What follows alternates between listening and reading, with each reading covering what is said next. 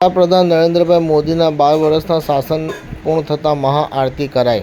નર્મદા જિલ્લાના પ્રસિદ્ધ દીવ મોગરા ખાતે પાંડોરી માતા મંદિરે મહાઆરતી કરવામાં આવી છે। ગુજરાત પ્રદેશ મહામંત્રી પ્રશાંત કોરાટ, રાજ્યસભાના સાંસદ મુકેશ રાઠવા, ભાજપ નર્મદા જિલ્લા પ્રમુખ નીલ રાવ સહિતના ભાજપના આગેવાનો મોટી સંખ્યામાં શ્રદ્ધાળુ ઉપસ્થિત રહ્યા હતા। મહાઆરતી પહેલાં દીવ મોગરા મંદિરમાં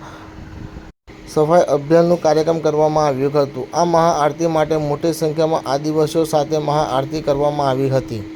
અને સાથે સાથે એક પેડ માં કે નામ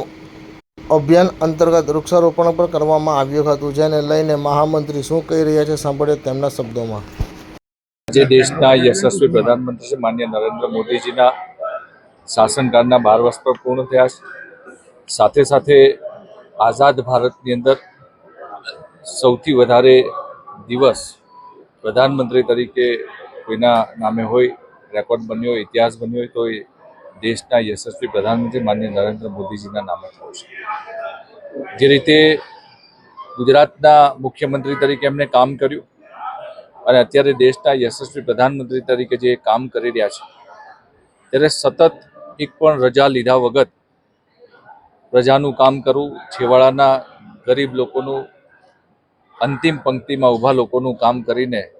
ગરીબ લોકો માટે યોજના બનાવીને એના યોજનાના લાભ પહોંચે એ પ્રકારે એમનો હેતુ રહ્યો છે, કામ રહ્યું છે। જે રીતે ગુજરાત અને સમગ્ર દેશની પ્રજાએ, લોકોએ જે પ્રેમ આપ્યો છે,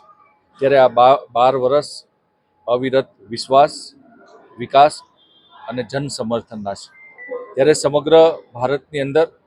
આજે ભારતીય જનતા પાર્ટીના કાર્યકર્તાઓ દ્વારા માન્ય નરેન્દ્ર મોદીજી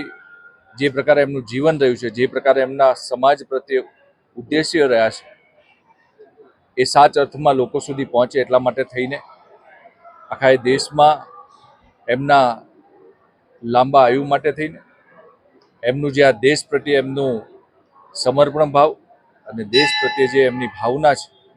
વિશ્વના ફલક ઉપર જ્યારે ભારતને મૂક્યું છે, ત્યારે આવનારા અનંત વર્ષો સુધી એ દેશના પ્રધાનમંત્રી તરીકે કામ કરીને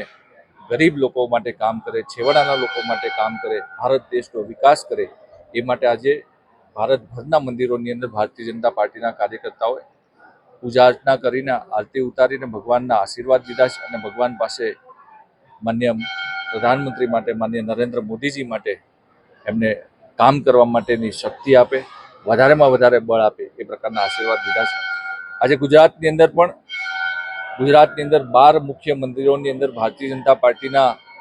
અમારા સન્માનીય રાજ્યના મુખ્યમંત્રી ભૂપેન્દ્રભાઈ પટેલ સાહેબ અને અમારા પ્રદેશ સંગઠનના ભારતીય જનતા પાર્ટીના અધ્યક્ષ આદરણીય શ્રી જગદીશભાઈ વિશ્વકર્મા સાહેબ અને સાથે સાથે સન્માનીય મંત્રીશ્રીઓ, સંગઠનના લોકો ગુજરાતભરના અલગ અલગ દેવસ્થાનો પર જઈને પૂજા અર્ચના કરીને માન્ય મોદીજી માટે કામ કરવા માટેની શક્તિ માંગી છે। આજે ગુજરાતભરની અંદર ગામે ગામ જે પણ દેવસ્થાનો આવેલા છે, મંદિરો આવેલા છે, એ બધી જ જગ્યા પર આજે મહાઆરતીનું આયોજન ભારતીય જનતા પાર્ટી દ્વારા કરવામાં આવ્યું છે। ખાસ કરીને હું આજે નર્મદા જિલ્લાની અંદર આવ્યો છું। અમારા નર્મદા જિલ્લાના ભારતીય જનતા પાર્ટીના અધ્યક્ષભાઈ શ્રી નીલભાઈના નેતૃત્વમાં, અમારા સંગઠનના પ્રભારીભાઈ શ્રી અર્જુનભાઈના માર્ગદર્શનમાં અને સાથે સાથે અમારા રાજ્યસભા માટે ઉમેદવાર જેવો છે મુકેશભાઈ રાઠવાની અને ભારતીય જનતા પાર્ટીના કાર્યકર્તાઓ સાથે મળીને અને અહીંયા ખાસ કરીને દેવમોગરા માતાજીના દેવસ્થાનના જે ટ્રસ્ટીગણ છે, મેનેજમેન્ટ ટીમ છે, માનસિંહભાઈ અહીંના પ્રમુખ આ દેવસ્થાનના, એની સાથે મળીને માતાજી પાસે